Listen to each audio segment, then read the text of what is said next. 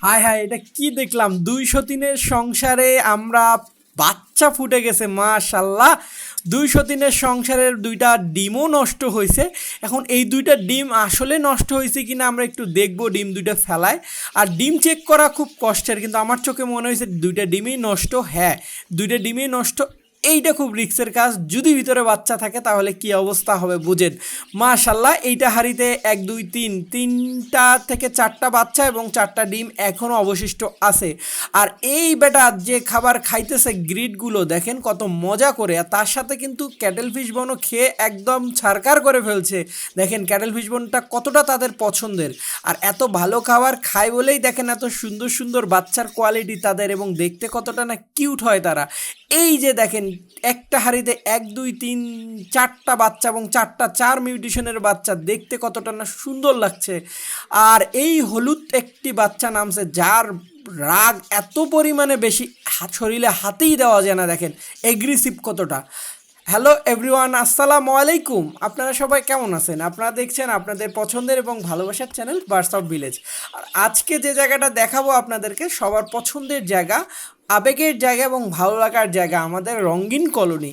কারণ এই রঙ্গিন কলোনির ফলোয়ার সাবস্ক্রাইবার অনেক, কারণ সবাই খুব পছন্দ করে রঙ্গিন কলোনি। আর রঙ্গিন কলোনিতে যদি এইরকম কিছু ঘটনা ঘটে তাহলে তো আরও বেশি সুন্দর হয়।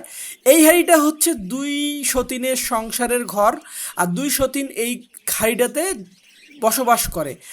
আর সেই ২ সতীনের মধ্যে আমরা হয়তোবা দেখতে পারি ১ ২ ৩ ৪, প্রায় বলা চলে এখানে ৫টা ৬টা ডিম জমছে।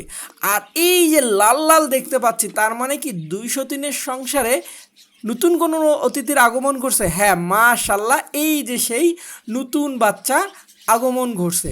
২০০ দিন, এই জন্যই বললাম এখানে ২টাই ফিমেল। আর আপনারা ভালোভাবে জানেন বাজিগর পাখি এতটাই হিংসুটু হয়, একটা মেয়ে পাখি আর একটা মেয়ে পাখিকে সেই পরিমাণে দেখতে পারে না, এবং একজন আরেকজনকে এত পরিমাণে আহত করে, শেষ পর্যন্ত তাদের মৃত্যু পর্যন্ত ঘটে যায়। সেই জায়গায় একটা হাঁড়িতে তারা কত সুন্দর বসবাস করতেছে। আর আমার কাছে, আমার চোখে মনে হয়েছে এই ২টা ডিম নষ্ট, এই জন্য আমরা ডিম ২টাকে চেক করে নিচ্ছি। এই যে সেই ২টা ডিম মাটিতে ফেলায় চেক করে নিব। এই যে দেখেন একটা, এই যে একটা, ২টাই ভেঙে আমরা দেখবো আসলে কিছু আছে কি না। দেখেন কত রিস্ক নিয়ে দেখলাম, ২টাই ফাঁকা। এখন আপনাদেরকে আমি যে কথাটা বলতে চাচ্ছি, আসলে আমাদের পাখিগুলো এতটা সুন্দর মিলেমিশে আছে একটা কারণেই। কারণ হচ্ছে আমাদের পাখিগুলোর কিন্তু মেজাজ সব সময় ঠান্ডা থাকে, খিটখিটা থাকে না। আর ঠান্ডা থাকে কেন, আর খিটখিটা মেজাজ হয় না বা এগ্রেসিভ থাকে না, তার কারণ কি আমরা অবশ্যই জানাবো। আর ডিমগুলোর ফার্টিলিটি হয় নাই, এইটার জন্য মন খারাপের কিছু নাই, কারণ এখনও ৬টা ডিম আছে, ৬টা ডিমের ভিতরেই বাচ্চা আছে, আর একটা বাচ্চা ফুটছে। যদি আলহামদুলিল্লাহ ৭টা বাচ্চা এরা বড় করতে পারে, আমার চাওয়া পাওয়ার আর কিছুই নাই। মাশাল্লাহ, এখানে আমরা একটি মাত্র বাচ্চা দেখতেছি, আরও এখনও ৬টি ডিম দেখতে পাচ্ছি। ইনশাল্লাহ এগুলো হয়তো ফুটে আসবে কোনো নতুন অতিথি। তো আপনাদেরকে যেটা আসলে বলতে চাচ্ছিলাম সেটা হচ্ছে, আমাদের পাখিগুলো এত মিলেমিশে থাকে কি কারণে। আর আপনারা অনেকে বলেন যে ভাই, আমাদের নিজের পাখির বাচ্চা নিজে মেরে ফেলতেছে, নিজের পাখির বাচ্চা নিজে খেয়ে ফেলছে, ডিম খেয়ে ফেলতেছে, কারণ কি? আর আমাদের পাখিগুলোর এত সুন্দর কালারের বাচ্চা গ্রোথ দেখেন, ৪টা পাখির বাচ্চা, ৪ মিউটেশন কলোনির জন্য হয়েছে বুঝলাম, কিন্তু ৪টার কি হেলথ একই রকম হবে, একই কোয়ালিটির হবে? একটা তো ছোট বড় XYZ হতে পারে, কিন্তু আমি কিন্তু এদের কোনো এক্সচেঞ্জ করে দিইনি, কারণ বাজিগর পাখির আসলে এত নাটক করার আমার সময় নেই, কারণ আমার অন্য অন্য পাখিগুলোও দেখতে হয়। এদেরকে আল্লাহর রাস্তায় ছেড়ে দিছি, কে কোথায় কী করে করুক। কিন্তু একটা জিনিস আমি কিন্তু এদের ওপর খুব খেয়াল, যে এদের সুন্দর একটা গাইডলাইনের মধ্যে রাখি আমি কিভাবে। যেমন এই যে দেখেন মাশাল্লাহ, এখানে আমরা 4টি ডিম এবং 3টি বাচ্চা বা 4টা বাচ্চা, সরি 4টা বা 3টা বাচ্চা দেখা যাচ্ছে এখানে আছে। এবং বাচ্চাগুলোর কোয়ালিটি দেখেন, কোনো রকমের ঘাটতি নেই আমার বিশ্বাস। তো এইগুলো সব কিছুর পিছনে মূল অবদান হচ্ছে, এই যে দেখতে পাচ্ছেন গ্রিট, 100 বছরের পুরাতন ম্যাটেরিয়াল দিয়ে তৈরি। আর এই যে উপাদানগুলো আমাদের দেওয়া খাবারগুলো আমাদের পাখিগুলো কতটা না মজা করে খাচ্ছে, আর এটার জন্যই আমাদের পাখিগুলো এত ভালো রেজাল্ট করে। আর এটা হচ্ছে ক্যাটেল ফিশ বন, যেটা আমার কাছে মনে হয় বেস্ট অফ বেস্ট। আর এইরকম বড় সাইজের বেস্ট সাইজের ক্যাটেল ফিশ বন কিন্তু চাইলে আপনারা আমাদের কাছ থেকে নিতে পারবেন 100 গ্রাম 200 টাকা।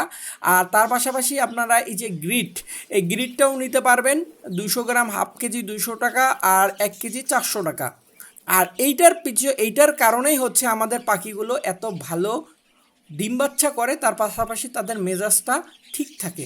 এখন মেজাজ ঠিক থাকার পিছনে এটার অবদান কি আমি যতটুকু জানি ভাই, সেটা হচ্ছে ক্যালসিয়াম, খনিজ, আয়রন, এগুলোর ঘাটতির কারণে তাদের কিন্তু এক ধরনের শরীরের উইকনেস কাজ করে। তার পাশাপাশি আরও অনেক আছে যে আসলে ভাই আমি এগুলো নিয়ে রিসার্চ করিনি, পড়াশোনা এত ডিটেলস আপনাদেরকে বলতে পারবো না। শুধু আমি এটাই বলতে পারবো, যখন এইগুলোর ঘাটতি তৈরি হয় তখনই পাখিটা তার পার্টনারকে মেরে ফেলে, তার বাচ্চাগুলোকে মেরে ফেলে। দেন তার হচ্ছে কোনো কিছুই ভালো লাগে না, ডিম তাপ দেওয়াও ভালো লাগে না, তাদের বাচ্চাও ভালো লাগে না, কোনো কিছুই ভালো লাগে না, তাদের বিরক্ত কাজ করে।